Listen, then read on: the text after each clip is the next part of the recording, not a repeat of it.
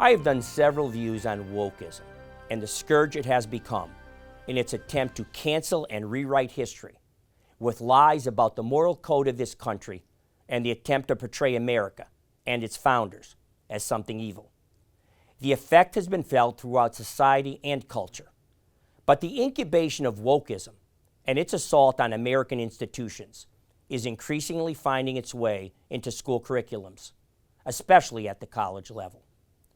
I will quote liberally from George Will, perhaps America's most erudite historian.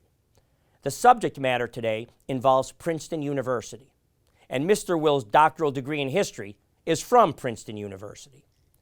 The issue in question is the attempted removal of a statue that has adorned the plaza to Firestone Library on campus.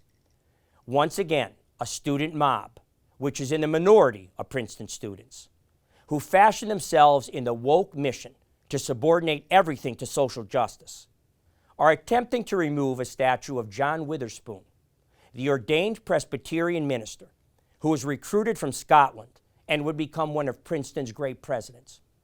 Witherspoon was the only clergyman to sign the Declaration of Independence. His erudition and wisdom were such that one of his most famous students, James Madison, one of our country's co-founders and co-author of the Federalist Papers, as well as future President of the United States, Madison actually stayed an extra year in school to study with and learn from Witherspoon. Witherspoon's sin was he had 2 slaves.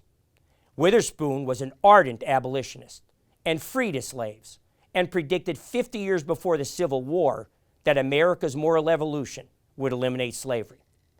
I will now quote directly from George Will. Quote, "Today's disparagement of Witherspoon is more than just another example of presentism, judging the past through the lens of the present. It illustrates how the woke become a suffocating, controlling minority. Remember, a university's raison d'etre is a civil but robust, unsettling questionings and disagreements. Looking ahead, can Princeton continue honoring distinguished graduate school alumni with the James Madison Medal? And can the woke attempt to get Charles Wilson's Peale portrait of George Washington banished from Nassau Hall succeed? How many Princeton names will survive one-sided listening sessions about the human imperfections that disturb people who cherish their capacity for being disturbed?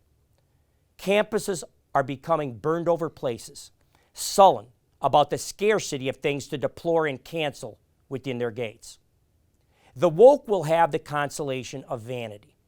Wokeness has many flavors but one purpose: self-flattery, telling its disciples how morally superior they are to almost everyone, ever.